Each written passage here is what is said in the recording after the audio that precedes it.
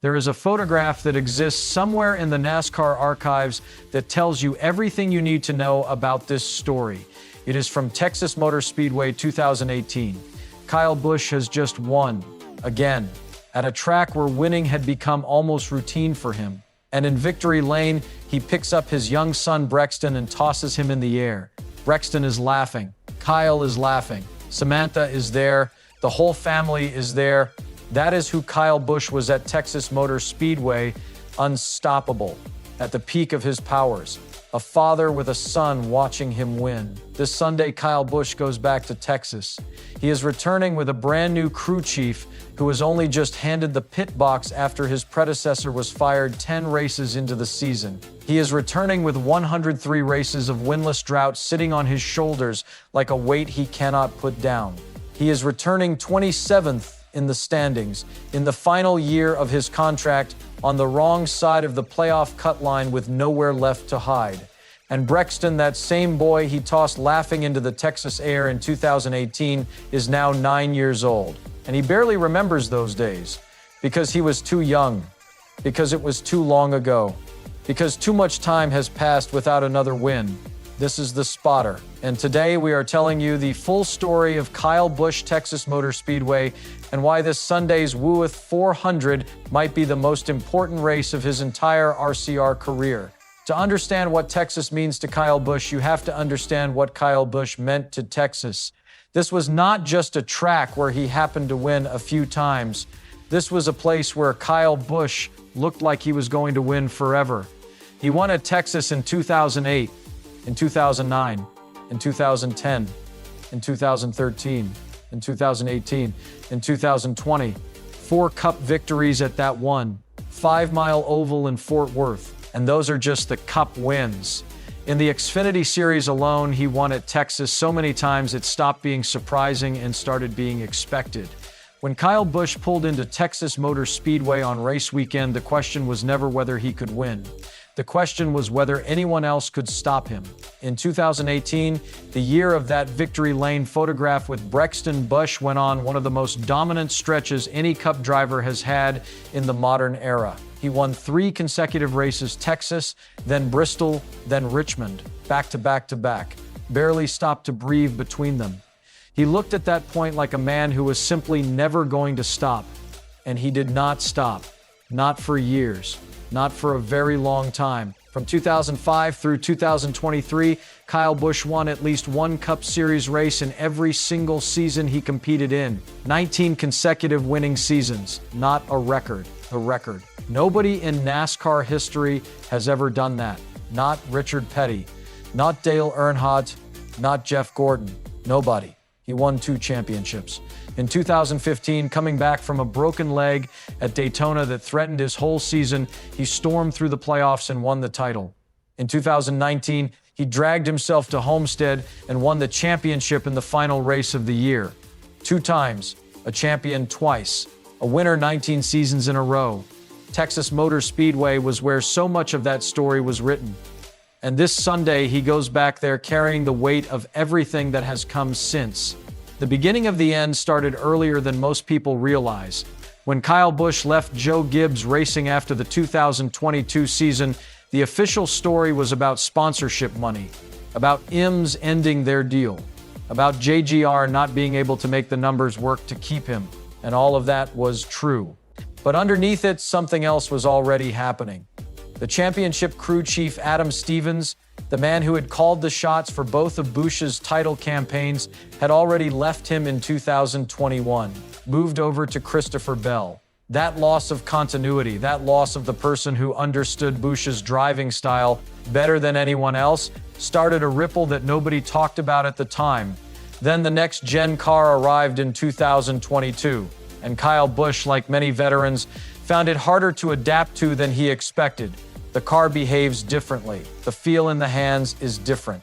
The instincts that had made him great for 19 years did not transfer perfectly and immediately to a machine that was fundamentally unlike anything he had driven before. And then he went to Richard Childress Racing. RCR has history, real history. Dale Earnhardt won 6 of his 7 championships there. The number 3 is one of the most iconic numbers in the sport's entire past, but the RCR of 2023 was not the RCR of those glory days. The engineering resources are not the same. The technology infrastructure is not the same. The depth of talent spread across the organization is not the same as what you find at Hendrick Motorsports or Penske or Joe Gibbs Racing. Kyle Busch arrived at RCR, and for about half a season, the move looked inspired. He won at Fontana. He won at Talladega. He won at Gateway in June of 2023. That Gateway win, June 2023, Worldwide Technology Raceway. That is the last Cup race Kyle Busch has ever won. From that moment to this very day, 103 Cup Series starts have passed, 103 races, not one win. The 2024 season was the first full year where the alarm started ringing so loudly that nobody could ignore it anymore. 19 years of consecutive winning seasons. Gone in 1 year. He finished 20th in the standings. At that point, a career low. The near misses were almost harder to watch than the bad finishes, because near misses mean the talent is still there. Near misses mean the potential is still present. But near misses do not give you trophies. They give you questions. They give you the kind of press conference answers that are technically optimistic, but emotionally exhausting to deliver. 7 top 3 finishes in 2024, 0 wins. At Kansas Speedway that year, he was actually leading the race, actually out front, and then he spun out of the lead through the infield. Not a bump from another car, not a mechanical failure, just gone. Lost to the track on a day when everything should have closed out.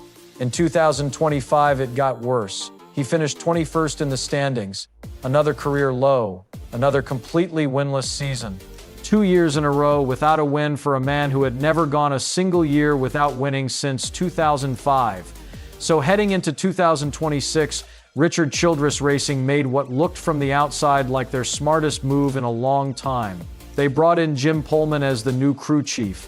Pullman had just come off winning the 2024 Xfinity Series championship with Justin Allgaier at JR Motorsports, a proven winner at the top of his profession. A man who knew what championship preparation looked like from the inside. At Daytona 500 Media Day in February, Kyle Busch was a different person than the one who had sat through 2 miserable winless seasons. He was genuinely optimistic. He talked about Pullman's passion. He talked about the energy inside the team. He talked about the Daytona 500 pole he had just won in qualifying. The Daytona 500 pole, that was real.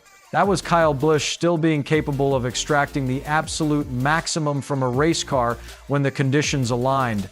The talent was not gone. It was never gone. It was just being buried under circumstances that would bury anybody. 10 races later, Jim Pullman was out of a job. 10 races. RCR announced last Monday, the morning after Talladega, that Andy Street would be replacing Pullman on the no-8 pit box immediately. 1 top 10 finish in 10 races, a career worst average finish of 22. 27th in the standings, 66 points behind the playoff cut line. The math had become impossible to spin, and the team knew it. The announcement came fast. No long deliberation. No waiting for a few more races. RCR pulled the trigger quickly because at this point in the season, quickly was the only option left. Now here is something important that the quick headlines missed about Andy Street coming in. Street is not a stranger to any of this. He took over from Randall Burnett in the final 5 races of the 2025 season after Burnett departed for Trackhouse Racing. And in those 5 races, something actually improved. Kyle Busch finished 5th at Phoenix in the season finale with Street calling the shots. 5th place, his best result of an entire miserable season in the very last race of the year.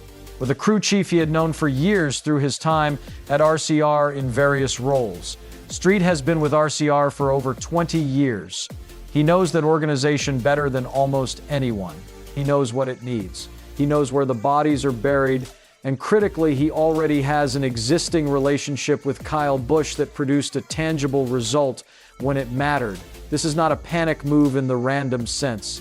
This is Richard Childress going back to the last thing that actually worked. Whether it is enough is the real question. And now we get to Texas. And we get to the part of this story that is about much more than standings or lap times or crew chief decisions. Kyle Busch told NASCAR, "Calm this week ahead of the Würth 400, something that I think is the most honest thing he has said in a very long time about what this whole journey has actually felt like." He reflected on being a young kid, 18 years old, walking into the biggest teams in the sport without having paid his dues through the harder, smaller organizations. He talked about what it cost him, the ego that came with success, the villain status he wore for so many years while the wins kept coming, the crowds that booed him, the fans who wanted to see anyone but him in victory lane. And then he talked about Brexton. Brexton, who is 9 years old now and already racing himself, winning his own events, already showing signs of the talent that runs through that family. But Brexton, who does not remember his father as the dominant force at places like Texas Motor Speedway because he was too young, because it was too long ago, because 3 years without a win feels like a lifetime when you are 9 years old and your dad is the man your whole world is built around. Kyle Busch, twice a Cup champion, the man whose career record of 19 consecutive winning seasons will probably never be touched by anyone in this sport, is going back to Texas Motor Speedway this Sunday with one clear, unambiguous goal. He wants to remind his son of something. He wants to show Brexton what it looks like when Kyle Busch wins at a track he used to own. He wants that photograph again. Victory Lane, Texas Motor Speedway, Brexton in the air, the whole family together. A win that means everything. So what actually needs to happen on Sunday? Texas Motor Speedway is a 5-mile intermediate oval. It is a track where the cars that work on aerodynamics and grip tend to dominate, where track position matters enormously, where the crew chief's strategy call can be the difference between winning and finishing outside the top 20. It is also a track where Kyle Busch won 4 times with Joe Gibbs Racing, where he tossed Brexton in the air, where he was winning consecutive races in 2018, while the rest of the garage watched and wondered if anyone was ever going to slow him down. Andy Street makes his debut on the pit box at a track that carries genuine significance for both of them. Street knows the pressure. He spent last season at RCR watching Busch grind through an impossible campaign. He knows what this team needs, and he knows what this driver needs. The car has to work. The strategy has to be sound. And Kyle Busch, somewhere inside that 40-year-old frame and those 3 years of winless frustration, has to find the switch. The switch that his former engineers described. The one that would flip before a race started and lock him in completely. The one that turned him from a talented driver into something almost frightening on the track. The one that won him championships and races and records that filled an entire career of highlight packages. That switch is still there. Nobody who has watched Kyle Busch for 20 years believes that the talent has truly disappeared. What has disappeared is the equipment capable of channeling it. What has been missing is a consistent setup. What has been broken is the communication inside a team that, as Bristol showed, was cracking under pressure even when the cameras were rolling. Whether Andy Street can fix that at a track where Kyle Busch has won 4 times remains to be seen. But if there is any place on the 2026 NASCAR schedule where a moment of resurrection feels possible, it is Texas Motor Speedway. And if there is any race where the weight of everything that has happened over the last 3 years gets lighter, even just for a moment, it should be the race where Kyle Busch picks up his son in victory lane again. The story of Kyle Busch at Texas Motor Speedway is not finished. It cannot be finished in the parking lot of an RCR that is still finding its way. It cannot be finished by a crew chief decision made on a Monday morning in Welcome, North Carolina. The only place it gets finished properly is at the end of a race lap with a checkered flag, with a car that works, with a driver who finds that switch one more time and reminds everyone, including his own 9-year-old son, of exactly who Kyle Busch has always been. Sunday, Texas Motor Speedway, Würth 400. 3:30 Eastern on FS1. Every single lap matters. Subscribe to The Spotter so you do not miss what happens next. Drop a comment below right now. Do you believe Kyle Busch wins at Texas this Sunday? Yes or no? I want every single answer. The Spotter, see you next time.